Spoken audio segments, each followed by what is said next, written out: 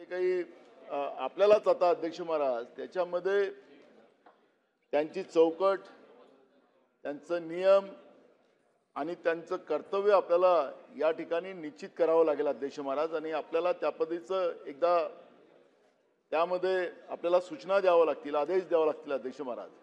नाहीतर ही परंपरा, कारण की आपल्याला भूषणावं नाही आहे, महाराष्ट्राच्या विधिमंडळाला भूषणावं नाही आहे.